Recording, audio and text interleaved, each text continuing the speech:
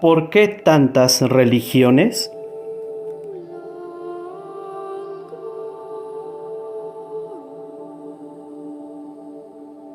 Pregunta. Pero si el Dios que está en los cielos, que ha salvado y salva al mundo, es uno solo, y es el que se ha revelado en Jesucristo, ¿por qué ha permitido tantas religiones? ¿Por qué hacernos tan ardua la búsqueda de la verdad en medio de una selva de cultos, creencias, revelaciones, diferentes maneras de fe, que siempre y aún hoy crecen en todos los pueblos?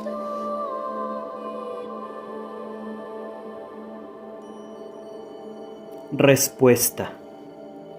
Usted habla de tantas religiones. Yo, en cambio, intentaré mostrar qué es lo que constituye para estas religiones el elemento común fundamental y la raíz común.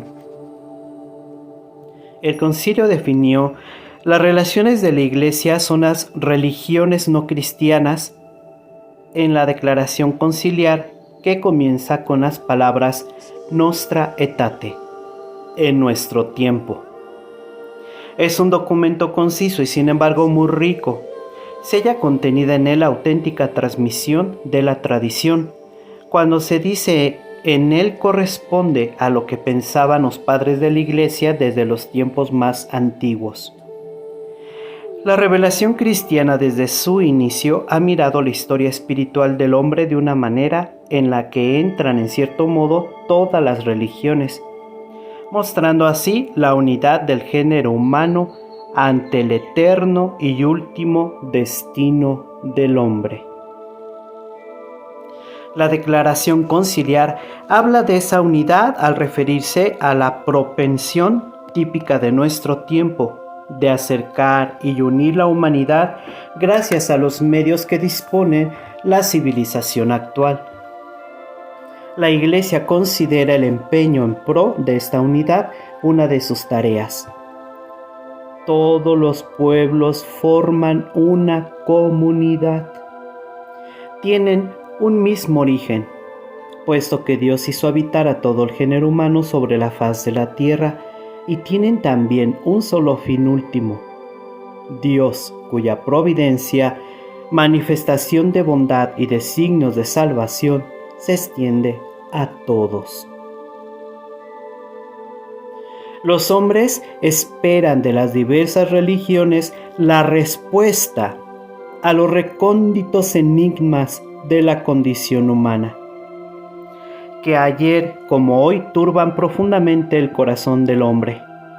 La naturaleza del hombre, el sentido y el fin de nuestra vida, el bien y el pecado, el origen y el fin del dolor, el camino para conseguir la verdadera felicidad, la muerte, el juicio y la retribución después de la muerte, y finalmente, el último e inefable misterio que envuelve nuestra existencia, de dónde procedemos y hacia el que nos dirigimos.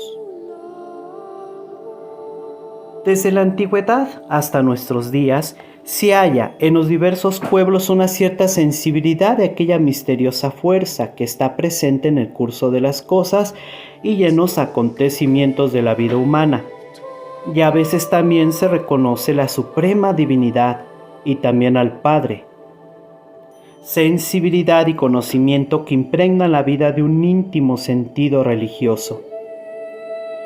Junto a eso, las religiones relacionadas con el progreso de la cultura se esfuerzan en responder a las mismas cuestiones con nociones más precisas y con un lenguaje más elaborado. Nostra Aetate 1:2. Y aquí la declaración conciliar nos conduce hacia el extremo oriente. En primer lugar, al este asiático, un continente en el cual la actividad misionera de la Iglesia, iniciada desde los tiempos apostólicos, ha conseguido unos frutos, hay que reconocerlo, modestísimos. Es sabido que solamente un reducido tanto por ciento de la población en el que es el continente más grande del mundo, confiesa a Cristo. Esto no significa que la tarea misionera de la Iglesia haya sido desatendida.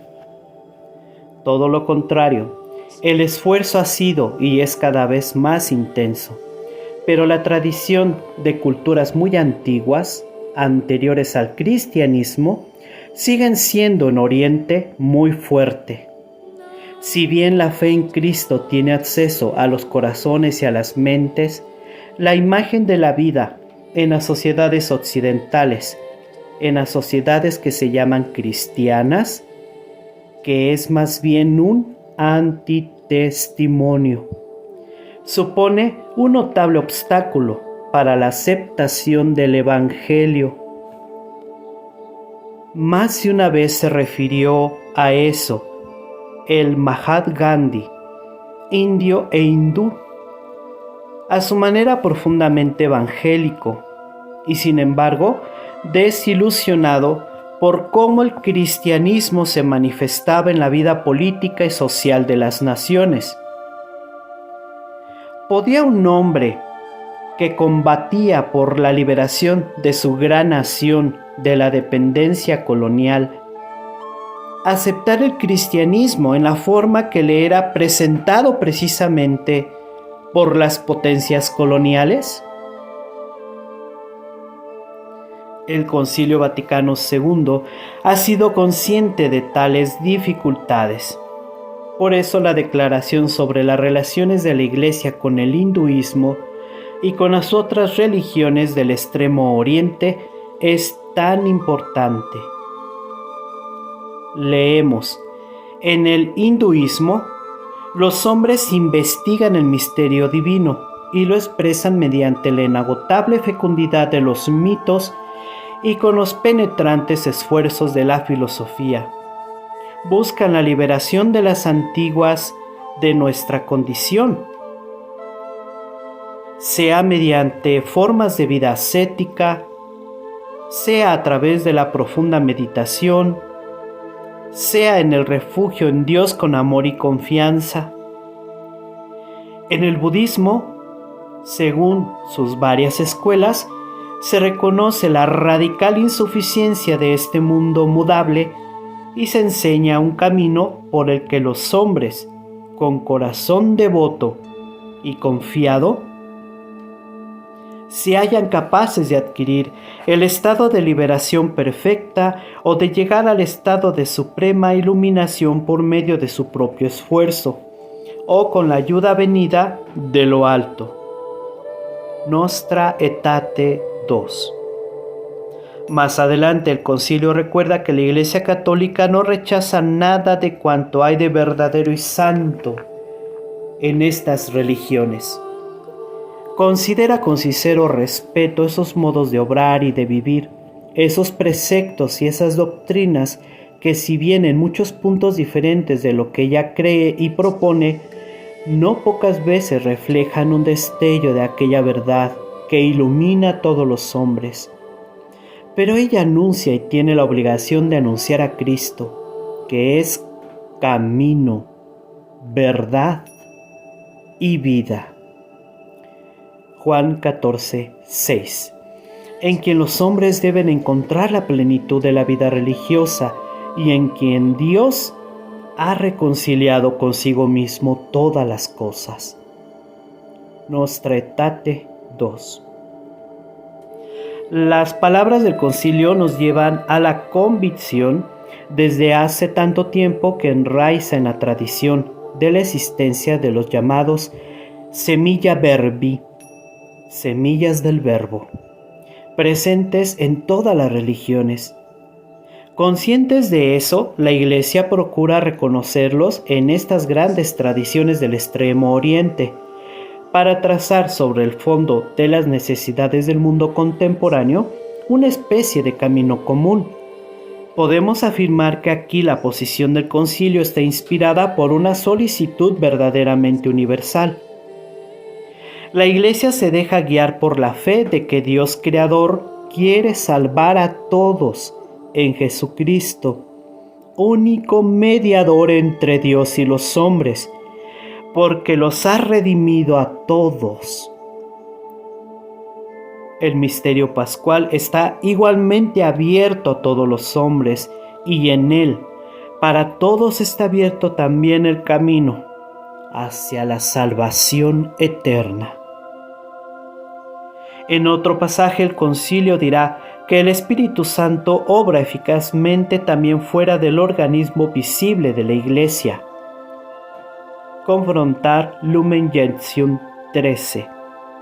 Y obra precisamente sobre la base de estos semilla verbi que constituyen una especie de raíz soteriológica común a todas las religiones.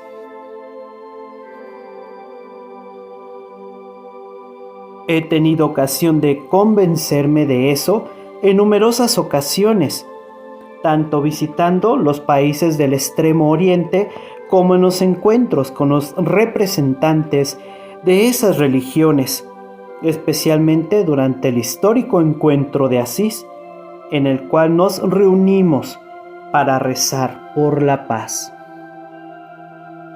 Así pues, en vez de sorprenderme de que la providencia permita tal variedad de religiones, deberíamos más bien maravillarnos de los numerosos elementos comunes que se encuentran en ellas.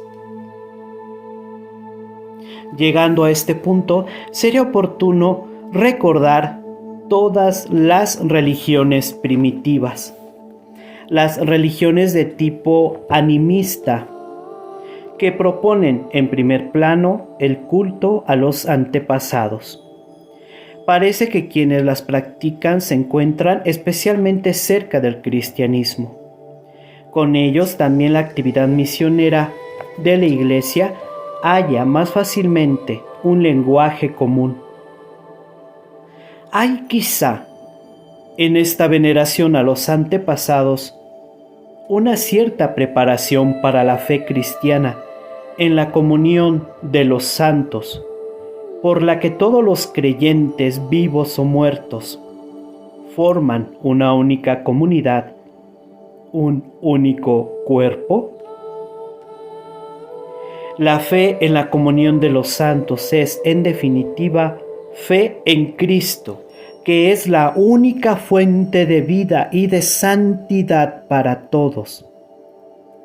No hay nada de extraño, pues, en que los animistas africanos y asiáticos se conviertan con relativa facilidad en confesores de Cristo, oponiendo menos resistencia que los representantes de las grandes religiones del Extremo Oriente. Estas últimas, también según la presentación que hace de ellas el concilio, poseen carácter de sistema. Son sistema cultural y al mismo tiempo sistemas éticos, con una notable énfasis en lo que es el bien y en lo que es el mal. A ellas pertenecen ciertamente tanto el confucianismo chino como el taoísmo. Tao quiere decir verdad eterna, algo semejante al verbo cristiano, que se refleja en los actos del hombre mediante la verdad y el bien moral. Las religiones del Extremo Oriente han supuesto una gran contribución en la historia de la moralidad y de la cultura. Han formado la conciencia de identidad nacional en los habitantes de China, India, Japón, Tíbet, y también en los pueblos del sudeste de Asia o de los archipiélagos del Océano Pacífico. Algunos de estos pueblos tienen culturas que se remontan a épocas muy lejanas. Los indígenas australianos se enorgullecen de tener una historia de varias décadas y decenas de miles de años, y su tradición étnica y religiosa es más antigua que la de Abraham y Moisés. Cristo vino al mundo para todos estos pueblos. Los ha redimido a todos y tiene ciertamente sus caminos para llegar a cada uno de ellos. En la actual etapa escatológica de la historia de la salvación. De hecho, en aquellas regiones muchos lo aceptan y muchos más tienen en él una fe implícita. Confrontar Hebreos 11:6.